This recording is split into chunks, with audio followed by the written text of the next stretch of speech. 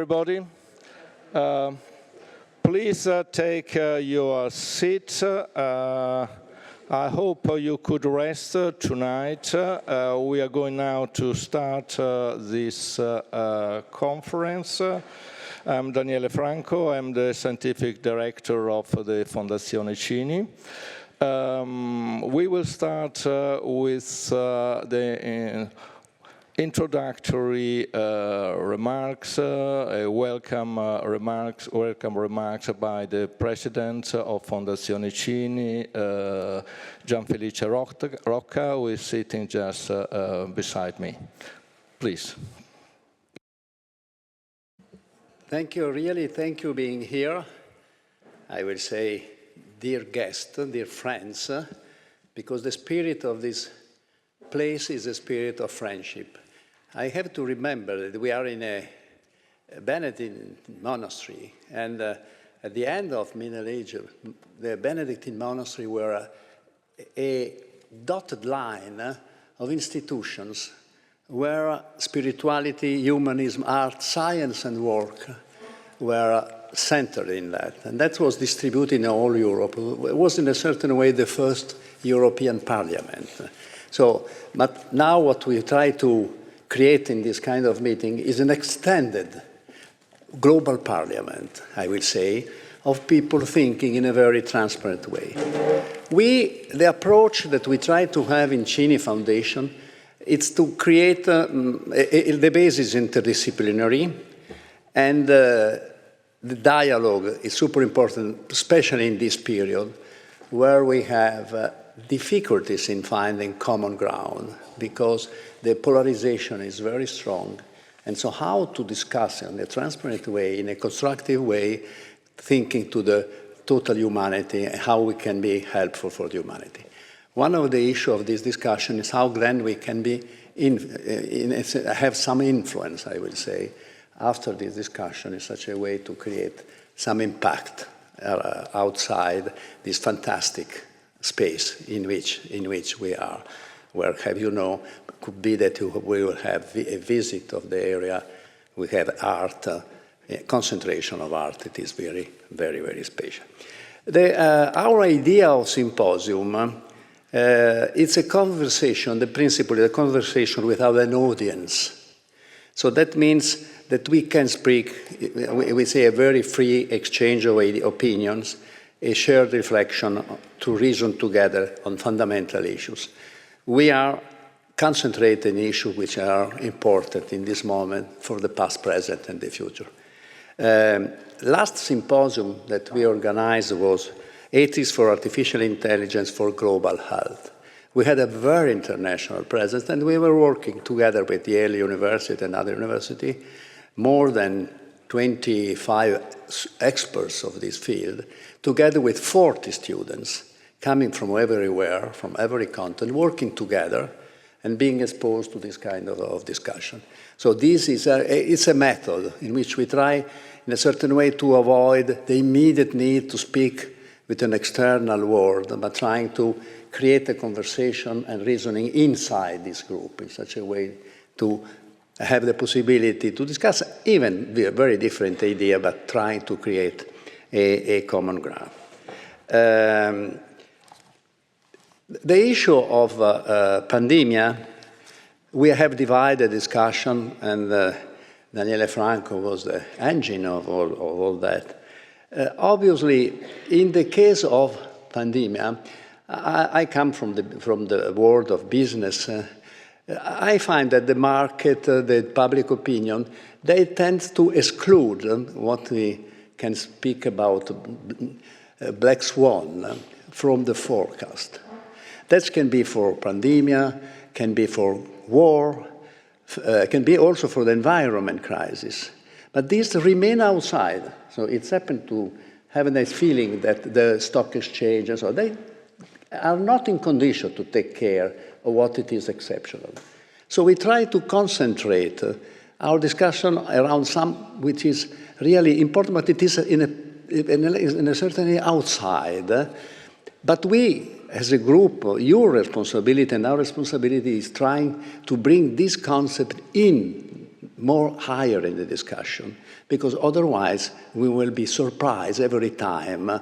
And then the issue how the institutions, democratic or all the institutions that has to take decisions and action in this way, in the moment of emergency, are mainly not prepared, even on social side, to manage this kind of exceptional cases. There are studies about institution and democracy and social organization in the moment of exceptions. So we try to concentrate our attention on this one because we think there is a lack of discussion and we need a very global collaboration. And what is so global when we have difficulties in having strong global collaboration is more difficult in this moment, precisely. The dimension that you have seen that will be discussed is the healthcare dimension. This is the first session. It's the international dimensions, mechanism of cooperation, transparency, solidarity, and protocols and measures to ensure fairness among nations. The meeting that we have on global health and artificial intelligence was also focused about, I will say, fairness of distribution of artificial intelligence for all, also for poor nations or other nations. So that was important for us to understand. That is I would say, the very important point of Cini Foundation, to be concentrated in the distribution of also the innovation advantages in such a way that they be really distributed and not only in certain specific point, highly concentrated. And then the political dimension, where common good, health imperatives, and individual freedoms, how families, religions, how they play and are intervened, how they play in the moment of emergency of these cases. The discussion will be in the hands of you all and in the hands of the coordinator, Daniele Franco. I think also the result is in your hands. So this effort, because we think that this common ground of intelligent, informed people can help a lot the society, and we help, and we think we can help.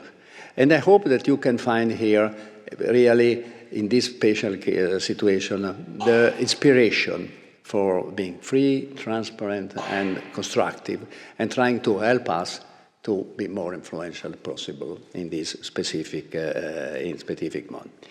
So, Venice, we are in Venice, so we are in a monastery, but we are also in Venice.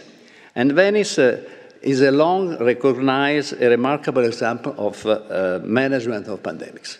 There was a moment in the 15th century that also northern countries were coming in Venice, studying how Venice was managing pandemic, because they were making comparison between what was happening in other areas of Europe and what was happening. I know that this is a standard outside Europe, so this is very global, but Venice was studied, because in the case of Venice, there was cross-opinion and different opinion between the science and the social and politics action. So that was one of the first interesting approach in which, and in this moment, you know that science is not in the maximum of appreciation in the interest of it, but it was very interesting also to understand what was the conflict at that time between science and politics in a certain way. And Venice was an example.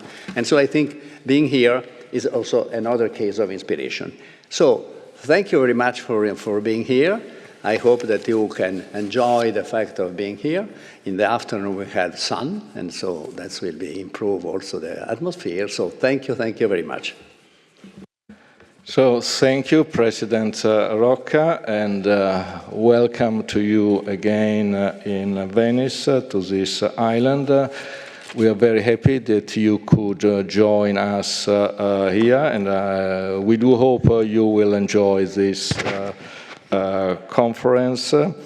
I think President Rocca just mentioned the main reasons underlying this conference, this symposium. First of all, pandemic risks are still very much important in a highly populated and highly connected world.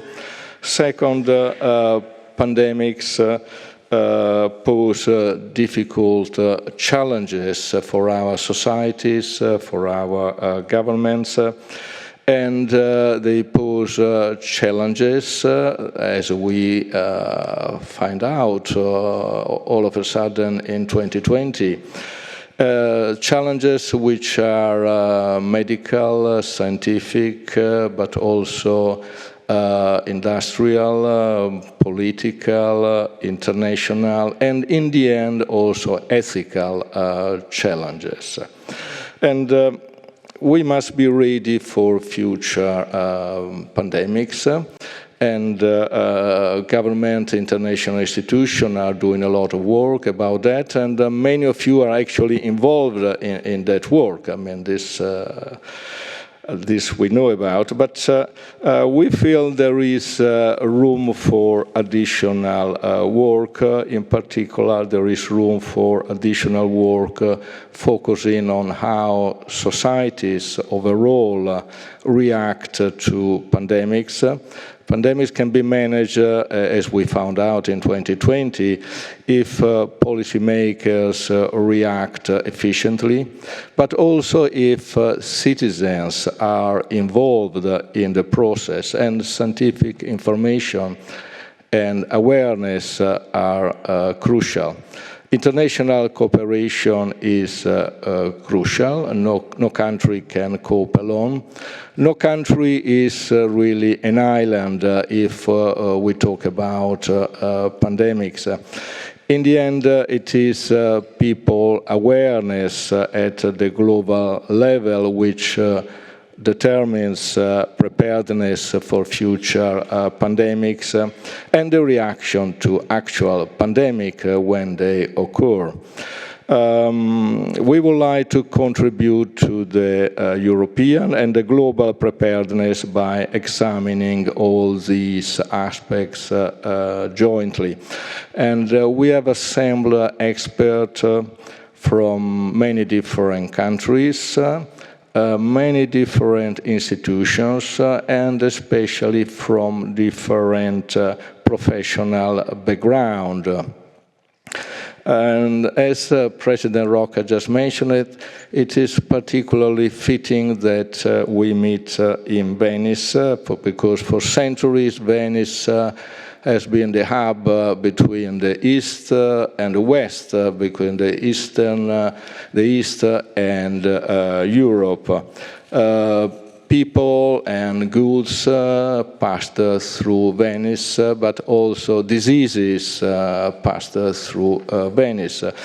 3 times in its history, at least 1/3 of the population of the town was wiped out by a plague. So the Venice Republic reacted systematically to prevent and manage pandemics. Venice responded to the lack of medical knowledge. I mean, they didn't know why there was a plague, why it happened, but they took measures based on experience to prevent it and manage it. And the measures that were taken in Venice are still a benchmark for right now. For recent words like quarantine and lazaretto were introduced here in Venice. And the isolation of people with potential diseases was a standard practice years.